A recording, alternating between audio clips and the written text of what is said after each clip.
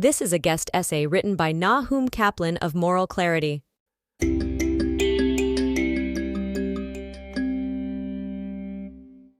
A month or so ago, The Guardian, a tawdry Marxist newspaper, gave a full 5,000 words to Rashid Khalidi, a former spokesman for the murderous Palestine Liberation Organization terror group, to repeat the provably false claims. He wrote that the Zionist movement was, quote, settler colonialist, and, quote, aimed to replace the Palestinian people in their ancestral homeland.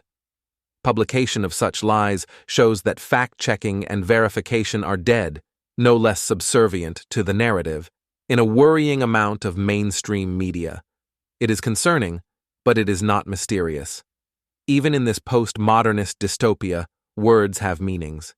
Imperialism means a state extending its power and influence, traditionally through military force and colonialization. Imperialist states build empires, which are extensive group of states that a single monarch, sovereign state, or oligarchy rules over. Israel is a tiny nation-state that must fight regular wars just to maintain its borders. It is only 420 kilometers, 261 miles, long and 115 kilometers, 71 miles, across at its widest point.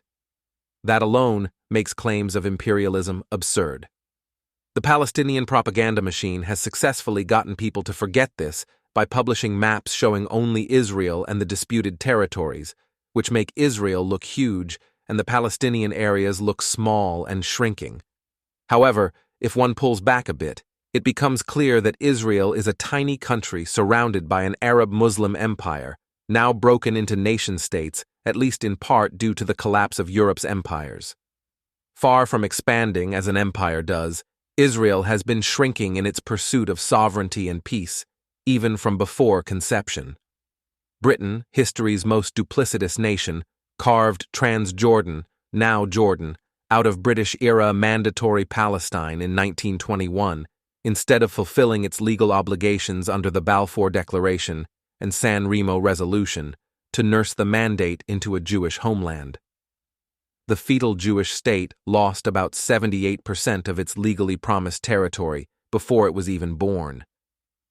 Britain's treatment of Israel remains devious, supporting it on the one hand and undermining it on the other. Britain's Foreign Secretary and former Conservative Prime Minister David Cameron is smarmy and untrustworthy. He will be out of office soon. Israel declared independence in 1948 and both gained and lost territory in the First Arab-Israeli War that immediately followed when Arab states attacked it, creating the Palestinian refugee problem. Israel has twice occupied the Sinai Peninsula in Egypt, 1956 and 1967, in defensive wars, and twice given it back, 1957 and 1982, in exchange for peace.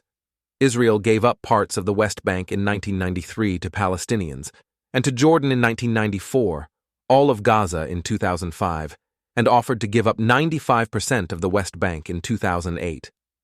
This is the opposite of what empires do. Charges that Israel is colonialist are likewise nonsense. Jews are the indigenous people of Israel. You cannot colonize yourself. The Arabs, whose ancestral homeland is Arabia, are just one in a long line of colonizers in Israel. They even built a mosque on top of the Jewish temple in a colonialist act aimed at erasing Jewish history and identity. Israel's reconstitution, the Third Jewish Commonwealth, was an act of decolonization. Jewish insurgents drove the colonialist British out of mandatory Palestine, something Jewish insurgents have been doing, or trying to do, since even before the Sicarii rebels at Masada, circa 72 to 73 AD. Colonialization requires a mother country, an imperialist entity from which colonialists set out to claim land. To the extent that there is a mother country, it is a case of Jews returning to their motherland, not setting out from one. The Jews returning to their ancestral homeland were refugees, not colonizers. Some came fleeing persecution in Europe. Many were indigenous Mizrahi Jews ethnically cleansed out of Arab lands. Arab Christian communities have likewise been purged. The idea that refugees fleeing persecution are colonialists makes no sense. Also lost in this narrative is the fact there were always Jews in the land of Israel, even if they were a minority without sovereignty. Even the Palestinian propaganda writers, who never let facts interfere with a lie, recognize that there being no colonizing mother country or imperial power makes the claim of colonialism specious. That is why they resort to the sophistry of quote-unquote settler colonialism.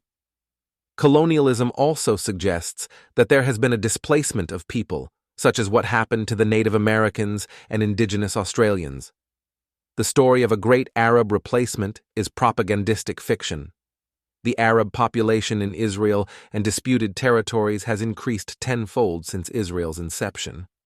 What is more, and this gets nowhere near the attention it deserves, the Palestinians displaced in the 1948 war are still in the land of British-era Mandatory Palestine. Where populations are not displaced or replaced, colonialism usually implies the subjugation of an existing population, such as the British in India or the Dutch in Indonesia. Yet the Zionists gave full citizenship to the Arab population, which is why Israel's 2 million Arab citizens enjoy more rights than anyone in the Arab world. One can contrast this with somewhere such as Australia, which was colonized through a mix of traditional colonial takeover and settlers displacing, murdering, indigenous Australians.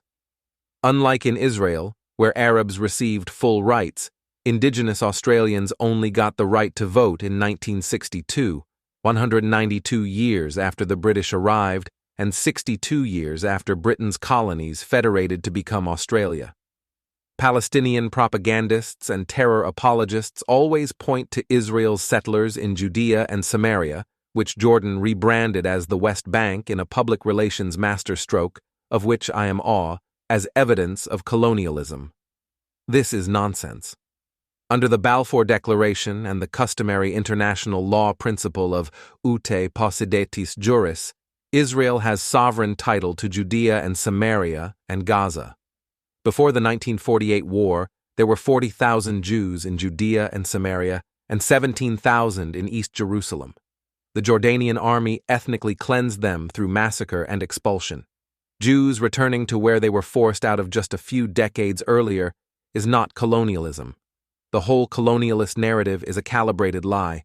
The world's acceptance of this lie is disgraceful, and the media's perpetration of it is a perfect example of why no one trusts the media anymore or ever will again. One reason that Palestinian lies are so effective is that many Westerners can view the Israel-Palestinian conflict only through the eyes of their own history. Americans reckoning with their racist past see the Middle East through a racial prism, which is why Jews get framed as white oppressors, despite most Jews not being white. The Arab world never makes the white oppressor claim, because they know that most Jews are not white, so it will not resonate. Europeans reckoning with their colonialist past insist on imposing this prism on the Israel-Palestinian dispute, despite it not fitting. It is an unimaginative projection.